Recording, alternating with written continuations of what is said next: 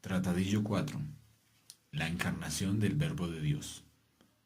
Subtítulo: Algunos errores cristológicos. Este apéndice hace parte de las enseñanzas de la serie llamada Edificando a la Iglesia y fue precedido por un largo pasaje sobre el contenido de la Iglesia, en donde vimos que Dios ha dado un depósito a la Iglesia, el cual consta de varias áreas básicas y algunas verdades fundamentales que son propias de la Iglesia, entre ellas la Trinidad y la encarnación del Verbo de Dios. Habíamos tratado lo relacionado con el Verbo de Dios, pero no de su encarnación. Por tanto, vamos a considerar dos pasajes claves relativos a la encarnación del Verbo de Dios. Se trata de dos grandes verdades, grandes dogmas de la Iglesia cristiana, nacidos de la palabra de Dios. La Trinidad, la existencia de un solo Dios en tres personas, y la encarnación de esa segunda persona, el Verbo de Dios. Esos dos pasajes relativos a la encarnación los encontramos en el capítulo 1 del Evangelio según San Juan y en el capítulo 2 de Filipenses. En el principio era el Verbo. Nos recuerda la preexistencia del Verbo antes de todas las cosas. En el principio era el Verbo y el Verbo era con Dios. Nos recuerda la coexistencia de la persona del Hijo con el Padre antes de la fundación del mundo.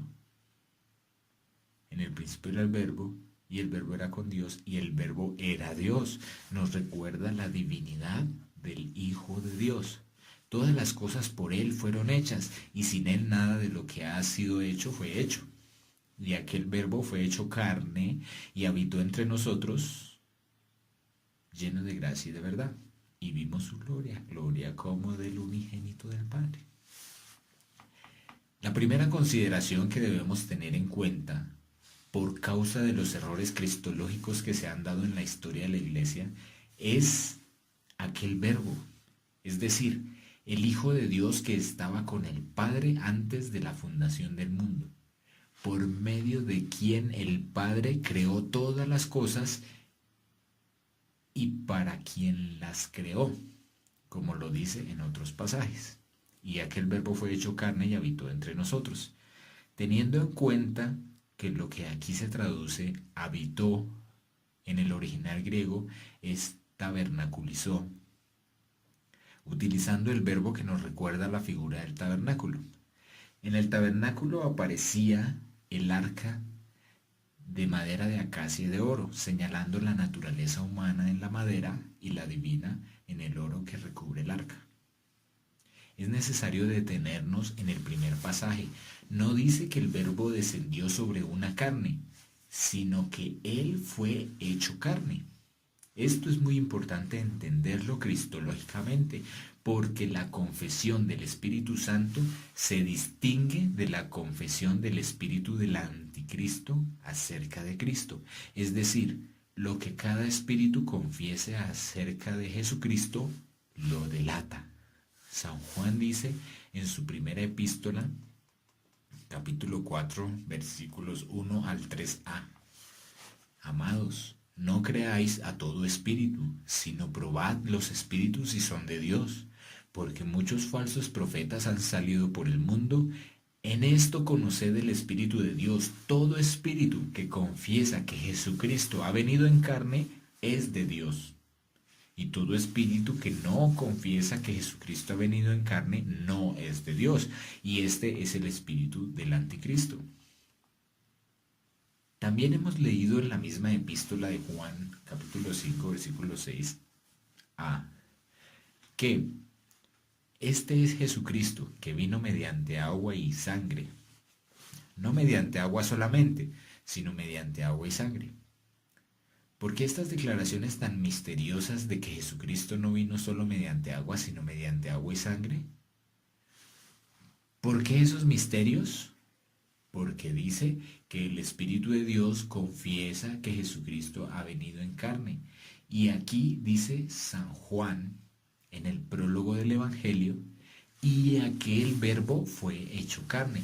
Lo que está declarando Juan allí no es una cosa liviana. Está haciendo la confesión propia del Espíritu de Dios acerca de esta gran verdad de la encarnación del Verbo Divino.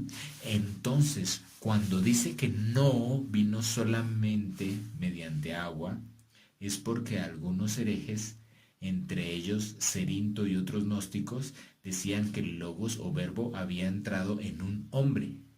Es decir, que allá en el bautismo, cuando vino el Espíritu Santo en forma de paloma, fue cuando el verbo entró en un hombre. Eso nos dice que estaban considerando a este hombre, Jesús, como un hombre al cual visitó el verbo, y después el verbo lo volvió a dejar en la cruz cuando dijo: Dios mío, ¿por qué me has desamparado? Entonces están negando que esa persona del Señor Jesús es divina y humana, y la están tomando solamente como humana.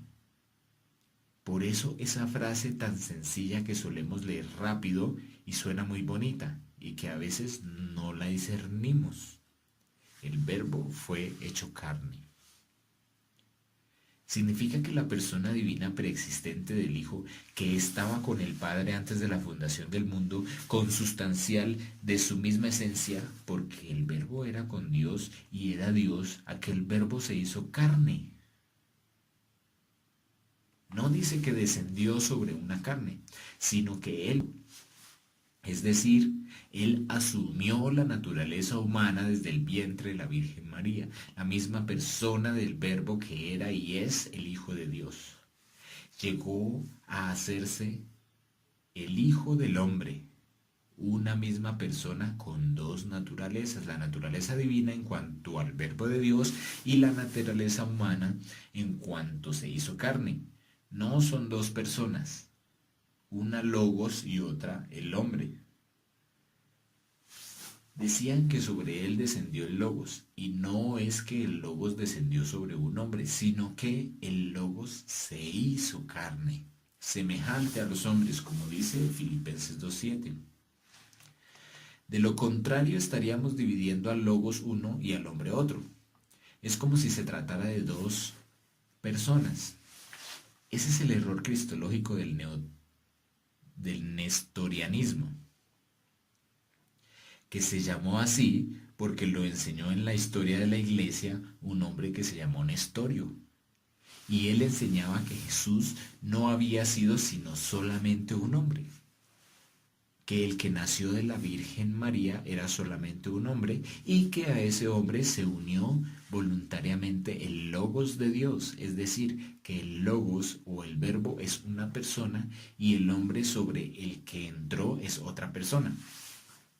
De manera que no está confesando que Jesús es el Cristo, sino que Jesús es uno y el Cristo es otro. Pero San Juan, en el capítulo 2 de su segunda epístola, se refiere a esto mismo, diciendo que precisamente el espíritu del anticristo es el que no confiesa que Jesús es el Cristo. Subtítulo: Falsos Cristos. ¿Quién es el mentiroso sino el que niega que Jesús es el Cristo? Este es anticristo, el que niega al Padre y al Hijo. Primera de Juan 2:22. ¿Quién es el mentiroso? El que niega que Jesús es el Cristo. Es decir, que hay personas que usan el concepto Cristo por un lado y el concepto Jesús por el otro, sin identificar a Jesús como el Cristo. Esto es lo característico en los falsos cristos. El Señor me ha permitido conocer la doctrina de algunos falsos cristos que se dicen a sí mismos Cristos, como por ejemplo los de Abdu'l-Bahá, de la fe de Bahá'í, o de Baha'u'lláh, o William Soto Santiago, que dice ser de la segunda venida de Cristo, a Julio Alvarado de Bolivia, que dice ser el Cristo, a Maher Tal de Holanda, que dice ser el Cristo, a Laurey de la India, que era adorado como Nishu Krishna, quien también decía ser el Cristo. Estos personajes tenían en común un detalle, que ellos hablan de Cristo como el Logos aparte de Jesús, pretendiendo ser cada uno de ellos el mismo Cristo que estuvo en Jesús, afirmando que se trata del mismo Cristo que había estado antes en Buda, en Krishna, en Rama, después de Ramakrishna, y el mismo que ahora pretende que está en fulano de tal, y que no era otro, sino que era él mismo. O sea que ellos separan el Cristo de Jesús y ponen ese Cristo una vez en Buda, una vez en Jesús, otra vez en otro personaje y ahora en un falso Cristo. De esta forma ellos separan a Jesús del Cristo. Pero la Biblia dice, ¿quién es el mentiroso sino el que niega a Jesús el Cristo? Es decir, que Jesús es el nombre personal del Verbo de Dios encarnado. Cristo es su posición, es el ungido, es el Mesías. Es decir, Cristo es el título propio de la persona de Jesucristo, pero no es otro. El Cristo es Jesús, Jesús es el Cristo. Jesucristo es una sola persona divina humana, divina en cuanto al verbo y humana en cuanto ese verbo se encarnó, es decir, asumió naturaleza humana. Cuando la palabra dice que el verbo se hizo carne, está afirmando no que descendió sobre una carne, sino que él mismo fue hecho carne, es decir, que su misma persona divina asumió una naturaleza adicional, pero no una persona adicional. La persona es él mismo en cuanto a persona. Antes de la creación era el verbo. En la creación era el verbo. En la eternidad antes de la creación era el verbo. Y desde que comenzó a encarnarse en el vientre de la Virgen María, continuó siendo la misma persona, el mismo verbo. Solamente que ahora estaba asumiendo, además de su naturaleza divina, la naturaleza humana, pero en su misma persona. Aquel verbo fue el que se hizo carne. Aquel verbo es la persona de este hombre llamado Jesús. El verbo de Dios se hizo hombre. Entonces, Jesús es el Cristo. No que el verbo sea uno y Jesús otro. No es que el hombre sea una persona y la divinidad otra persona. La persona divina se hizo humana y es una persona divino-humana.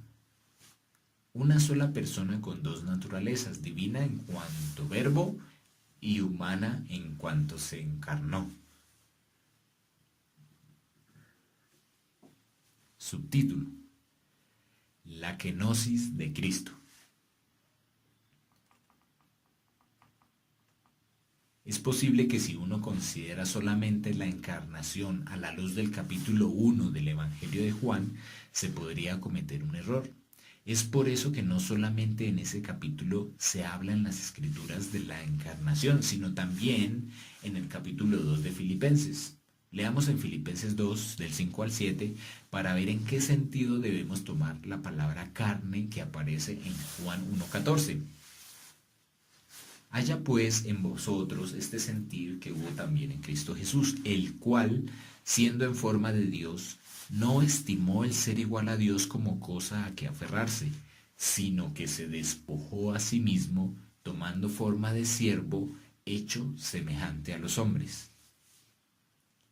La frase, el cual siendo en forma de Dios, significa que el verbo era con Dios y el verbo era Dios, como lo afirma Juan. La palabra se despojó a sí mismo en el griego es ekenosen, de donde viene otra palabra que se usa en teología, la kenosis de Cristo. Es el despojamiento o anonadamiento a que se sometió el Señor por su propia voluntad, de acuerdo con el Padre, a fin de someterse a una condición de inferioridad. Al despojarse de sí mismo y tomar forma de siervo, se trata de Cristo Jesús. Es la misma persona con forma de siervo. Detengámonos aquí un poco antes de entrar en lo relativo a la cruz y la resurrección, lo cual requiere una consideración mayor. Por el momento veamos solamente los pasajes relativos a la encarnación. El versículo 7 dice, se despojó a sí mismo. Eso es precisamente lo que se llama kenosis. O sea que él estaba en una condición de gloria, pero se sometió a una condición de humillación. Él estaba en forma de Dios y tomó forma de siervo. Es decir, si tomó forma de siervo es porque no lo era. Tuvo que tomar forma de siervo. Él debe ser el servido, no el siervo. Eso significa que la kenosis consistió por una parte en tomar forma de siervo, en despojarse, pero fijémonos en un detalle, no dice que se despojó de sí mismo, de su propia persona, de su propia identidad, sino a sí mismo, es decir, se humilló a sí mismo, no que él mereciera ser humillado, sin embargo acepta tomar forma de siervo sin ser siervo, y aceptó ser humillado. Aceptó ser obediente y estar en condición de hombre, habiendo estado en condición de Dios. En Filipenses dice, hecho semejante a los hombres, y estando en condición de hombre, se humilló. Entonces, si leemos solamente la declaración de Juan, podríamos pensar que lo único que el Verbo asumió de la humanidad sería el cuerpo, debido a que la palabra carne es un término que se usa con varios significados. Algún día el Señor nos permita considerar los distintos sentidos bíblicos de la palabra carne. De manera que si uno toma esa palabra solo en el sentido del cuerpo, de que el Verbo solamente se puso un cuerpo, pero que no tenía ni alma ni espíritu humano, porque la palabra carne en griego es sarx. Cuando dice el Verbo se hizo carne, si uno la toma en un sentido literalista, sin relacionarlo con Filipenses 2, entonces, ¿qué sucedería? Pensaríamos que el Verbo divino solo se puso en un cuerpo humano, pero que el alma no era humana como tampoco el espíritu. Eso significaría que realmente no sería un hombre, sino solo un cuerpo. Y es por eso que el pasaje de la encarnación de Juan 1 se complementa con el pasaje de Filipenses 2. Es importante aclarar que la carta a los filipenses fue escrita antes del Evangelio de Juan, ya que ese Evangelio fue escrito después de la muerte de Pablo. En Filipenses 2.7 dice, se despojó a sí mismo. Miremos la prueba de que se despojó a sí mismo. Recordemos que en el Evangelio de Juan el Señor oraba diciendo, Padre, glorifícame tú para conmigo, con aquella gloria que tuve contigo antes que el mundo fuese. Juan 17.5. La palabra tuve indica que Él estaba antes en una condición de gloria y eso nos da a entender más o menos en qué consistió la kenosis, o sea, el despojamiento o anonadamiento a que Él se sometió. Tomó forma de siervo. Tenía esa gloria, pero en vez de recibir gloria, es humillado. Estaba en forma de Dios y tomó forma de siervo. Estaba en condición de Dios y tomó condición de hombre. Si entendemos ese fenómeno de kenosis, aunque sea superficialmente, vamos a percibir algo interesante. Vamos a entender el por qué en algunas ocasiones, aunque el Señor es Dios, habla como si fuera menor. Si no hubiera habido kenosis, no habría razón para que Jesús mismo dijera, porque el Padre es mayor que yo. Notemos que aquí en Filipenses dice que, siendo en forma de Dios, no estimó el ser igual a Dios como cosa a que aferrarse. Y eso significa que Él es igual a Dios en cuanto verbo, porque dice que el verbo es Dios, y si el verbo es Dios, no puede ser menor que Dios en cuanto verbo o en su divinidad. Notemos que como Él se despojó a sí mismo, entonces en su humillación, en su encarnación, en su forma de siervo, en su condición de hombre, podía decir una cosa: el Padre es mayor que yo. Yo nada hago por mí mismo, sino lo que veo hacer al Padre. El Padre es la cabeza y el Hijo está sujeto a la cabeza. Dios es la cabeza de Cristo, es decir, Él tomó forma de siervo, no la tenía, pero la tomó. La inferioridad, la subordinación que aparece en algunos pasajes es por causa de la kenosis del Hijo. No es inferioridad del Hijo respecto a la divinidad del Padre, porque no hay sino una sola divinidad. Si Dios es Dios y el Verbo es Dios, la divinidad del Verbo es igual a la del Padre.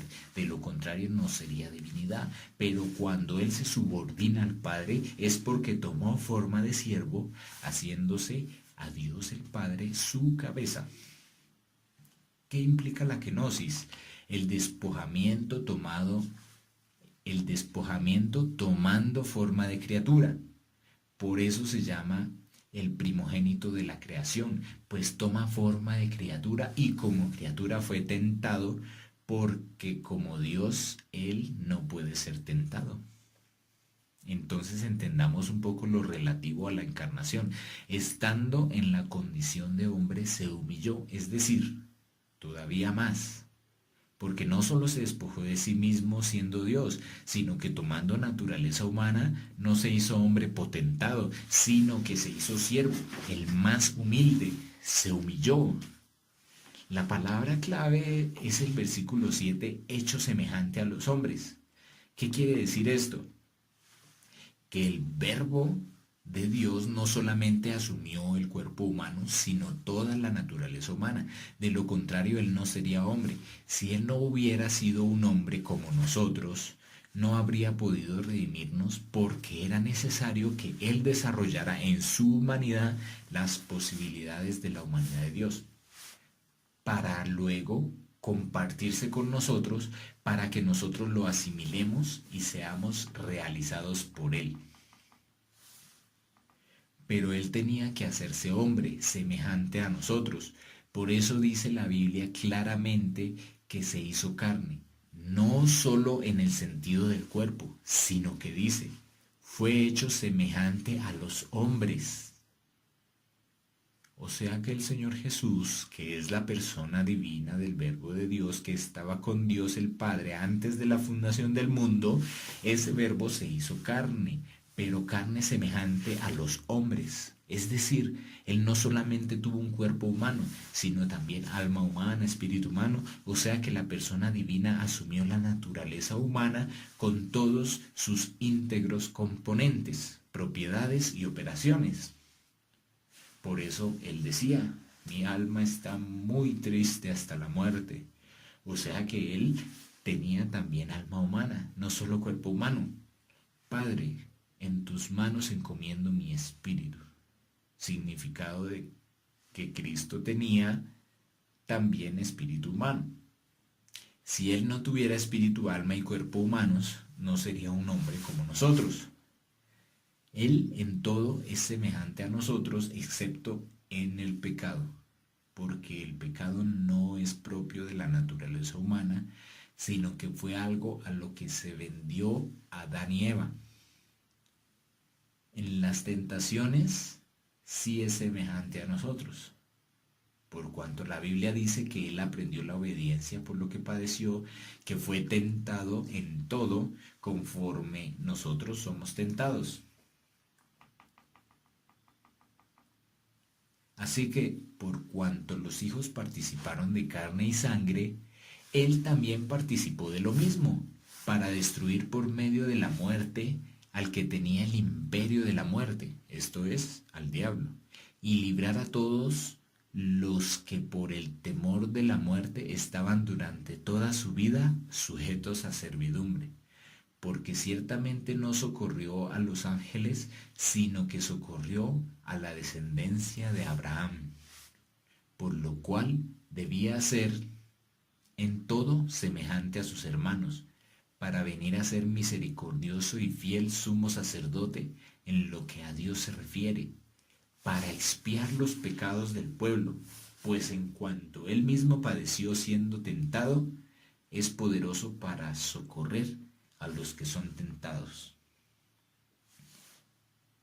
Hebreos capítulo 2, versículos 14 al 18. Eso indica que él sabía lo que estaba haciendo. Y por eso el diablo no quiere confesar que Jesucristo vino en carne para anular toda la obra de Satanás. porque no tenemos un sumo sacerdote que no pueda compadecerse de nuestras debilidades, sino uno que fue tentado en todo según nuestra semejanza, pero sin pecado. Hebreos 4:15. Y Cristo en los días de su carne, ofreciendo ruegos y súplicas con gran clamor y lágrimas al que le podía librar de la muerte, fue oído a causa de su temor reverente, y aunque era hijo, por lo que padeció, aprendió la obediencia, y habiendo sido perfeccionado, vino a ser autor de eterna salvación para todos los que le obedecen. Hebreos 5:7-9. Notemos que la frase, aunque era hijo, por lo que padeció aprendió la obediencia y habiendo sido perfeccionado, esas palabras no se pueden decir de Dios, pues de Dios no se puede decir que es perfeccionado o que aprende o que tiene temor, que es librado, pero cuando se hizo hombre tuvo que crecer, como dice el Evangelio de Lucas, en estatura, en sabiduría, en gracia delante de Dios y de los hombres. Tuvo que aprender la obediencia, por lo que padeció, tuvo que ser perfeccionado, es decir, que él asumió la naturaleza humana y por eso el Mesías no apareció así glorioso la primera vez, excepto en la transfiguración. En la segunda sí, porque ya hizo lo necesario. La primera vez él hubiera podido aparecer como quería la gente. Ellos estaban esperando un Mesías que se apareciera con poder y echara a los romanos al fondo del mar, que apareciera en la plaza y dijera: yo soy el Mesías y miren qué poder tengo. Pero de haber hecho eso hubiera puesto muy alegres a los judíos, pero no nos hubiera podido salvar. Él tenía que ser engendrado, concebido, gestado, ser niño, crecer, aprender, crecer en estatura, en gracia y sabiduría, ser sometido a la tentación, estar 30 años aquí trabajando en la carpintería. La naturaleza humana antes no era caída, sino que Adán fue tentado y aceptado el mal, llegó a ser caído. Ahora Jesucristo tomó la naturaleza humana, pero al revés de Adán, que permitió que el pecado entrara, el Señor Jesús no permitió que el pecado entrara e hizo lo contrario de Adán. Él asumió la naturaleza humana, pero no permitió que el pecado entrara. Adán recibió la naturaleza humana, pero permitió que el pecado entrara en él. Es decir, que la condición de la naturaleza antes de la caída no era sometida al pecado. Entonces, esa la tomó Cristo, pero no la sometió al pecado. Él vino en carne, pero sin pecado. Dice Romanos 8:3 que vino en semejanza de carne de pecado. Es decir, que el Señor asumió el mismo tipo de carne que luego se vendió al pecado.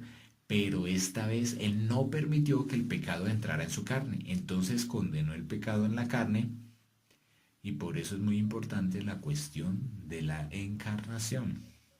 Cuando la Biblia dice que fue tentado en todo, nos indica que Él fue un verdadero hombre igual que nosotros, pero que Él no aceptó la tentación. Adán fue tentado y cayó. Él también fue tentado, pero no cayó. El Señor Jesús fue tentado por cuanto Él era un hombre con espíritu, con alma y con cuerpo.